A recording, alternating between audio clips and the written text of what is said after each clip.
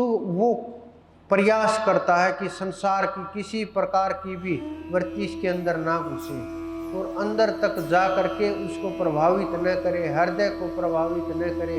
अंदर में इसके जो तालमेल चल रहा है, परमात्मा की ओर बढ़ रहा है, वो इसका नाम न रुक जाए, ध्यान न रुक जाए, रास्ता न रुक जाए, मंजिल से न भटक जाए, संसार में न उतर जाए, कहीं इधर उधर न चला जाए, ये सोचता रहता है और उसकी रक्षा करता रहता है, रक्षा करता रहता। फिर होता है संहार का काम। जब ये सारा कार्य होता है फिर परमात्मा नहीं मिलता, तो संहार बुराइयों का, संसार का नहीं कि धनुष बाण उठाए और संहार करना शुरू कर दे, संहार ये नहीं बंदूक उठाए संहार करना।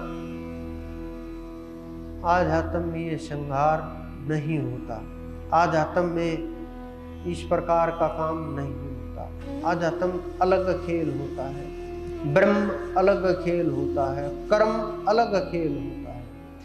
तो जो रास्ता होता है परमात्मा का वहाँ ये नहीं चलता। वहाँ क्या होता है? वहाँ होता है कि जो जो जीव के अंदर, इस शरीर के अंदर, इन इंद्रियों के अंदर, मन के अंदर विषय विकार भरे पड़े हैं, उनको भस्मीभूत कर दे, उनको हटा दे, जड़ से मिटा दे। ये कार्य होता है गुरु का।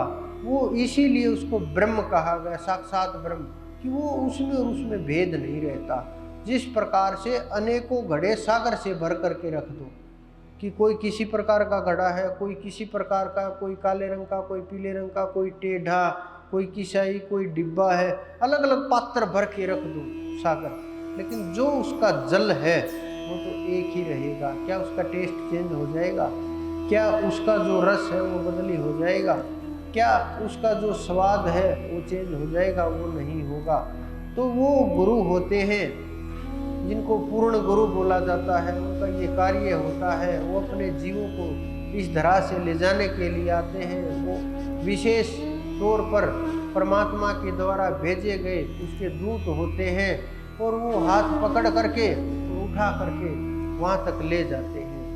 तो ये होते हैं। फिर इसके बाद वो उठा करके कहाँ ले जाते हैं? जो आखिरी में, पहले शुरू में भी गुरु, पहला गुरु परमात्मा है और अंतिम गुरु भी परमात्मा होता है। तो वो गुरु कहाँ ले जाते हैं जीव को? वो जीव को समर्पण कर देते हैं उस परमात्मा के, कि मैं इस जीव को लेकर के आया हूँ, इस पुष्प को लेकर के आया हूँ, ये आप तक पहुँचाने के लिए आया हूँ। जब वो समर्पण कर देते हैं तो फिर परमात्मा उसका हाथ पकड़ लेते हैं और जो गुरु की भूमिका शुरू होती है फिर वो परमात्मा की शुरू हो जाती है। तो बीच का जो खेल हुआ इसमें इतने गुरु हो गए और शुरू से लेकर के अंत तक गुरु परमात्मा ही रहेगा। अंत में भी वही हाथ पकड़ेगा, वही उठा करके ले जाएगा, वही पहुंचाएगा। उसके बिना न कोई उठाने वाला है, न कोई पहुंचाने वाला है, न कुछ करने वाला है, न ले करके जा सकता है।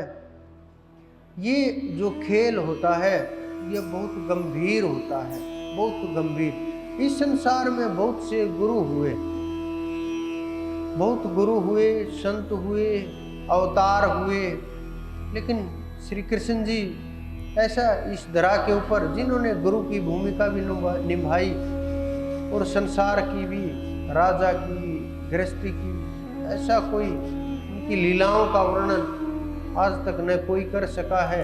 इसीलिए लोग बोलते हैं वंदे कृष्णम जगत गुरु, कि जगत गुरु कोई मानव नहीं, ये स्वयं श्री हरि ही, स्वयं ब्रह्म ही यही होते हैं, इनके अलावा कोई नहीं होता। और इनके बिना कोई उस पद तक, उस तत्व तक कृपा नहीं बरसती और नहीं हो सकती।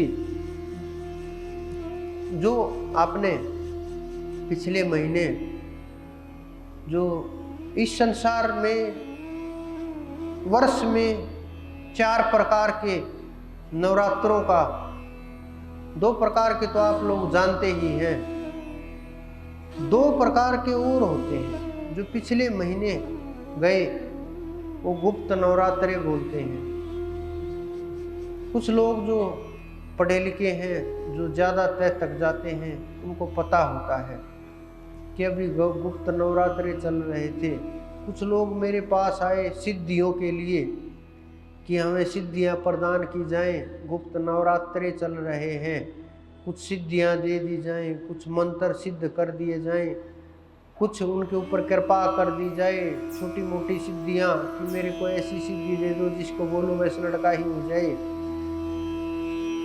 कुछ लोग ऐसे आए कि मैं जिसको बोलूं बस एक चीज़ दे दीजिए कि इससे मेरा एक कोई भी वस्तु ऐसी जिससे उसका काम हो जाए, बस मेरा गुजारा हो जाएगा और आपका कुछ लगता नहीं है और लोगों का भला हो जाएगा, मुझे कुछ पैसे मिल जाएंगे।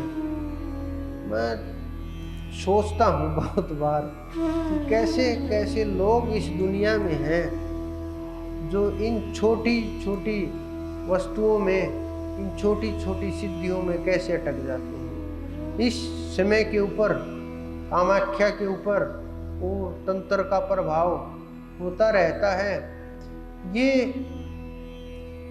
अब नहीं, उस समय देखिए त्रेता के अंदर जब श्री राम का जन्म होना था, दशरथ को पुत्र नहीं मिल रहा था, पुत्र प्राप्ति नहीं हो रही थी, तब वशिष्ठ जी ने उन्हें सलाह दी श्रृंगी ऋषि के पास जाओ, वो पुत्रेष्टि यज्ञ करेंगे, फिर पुत्र की प्राप्ति होगी। इन्हीं नवरात्रों की बात है। वो 9 दिन उन्होंने यज्ञ किया। ये नवरात्रे जो 2 नवरात्रे होते हैं वो अष्टमी तक चलते हैं, 9वीं को खोल दिया जाता है, कोई अष्टमी को खोल देता है, कोई सप्तमी को खोल देता है, कोई पीछे के 2 करते हैं, कोई 3 करते हैं, कोई 5 करते हैं, ऐसे करते हैं। लेकिन जो नियम है वो ये है कि वो नवरात्र अष्टमी तक होते हैं और 9वीं को उद्यापन किया जाता है। ये होते हैं, ये 9वीं तक होते हैं, 10वीं को उद्यापन किया जाता है। तो यज्ञ किया गया, 9 दिन तक यज्ञ चला, पूर्ण आहुति की गई। उनसे जो प्राप्त हुआ आशीर्वाद स्वरूप वो दशरथ को दिया गया, रानियों को दिया गया। उसमें से कुछ हिस्सा हनुमान जी जिसे बोलते हैं पैदा हुए।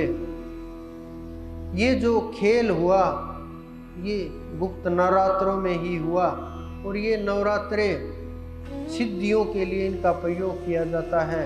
सिद्धियां प्राप्त की जाती हैं कि सिद्धियां मिल जाएं और फिर इसी 10वीं के दिन, 9वीं के बाद श्री राम जी माँ कौशल्या के गर्भ में स्थापित हुए थे। और आप टाइम देख लेना जब रामनवमी आएगी और ये टाइम 9 महीने हो जाएंगे। ये बड़े गंभीर से जो साधारण लोग नहीं समझ पाते, मैं इसलिए बता रहा हूँ ताकि आप समझ पाओ कि ये सिद्धियाँ कुछ भी काम नहीं आती, कि ये सिद्धियाँ छोटी छोटी वस्तुएं प्राप्त हो गई करते रहे। इन गुप्त नवरात्रों का तभी महत्व है जब हम ध्यान करें, जब हम सुमरण करें। ये छोटी मोटी सिद्धियों के लिए अगर हम इतना टाइम लगाएंगे, इतना टाइम उनके ऊपर खराब करेंगे, बहुत दिन लगा दिए, क्या हासिल होगा?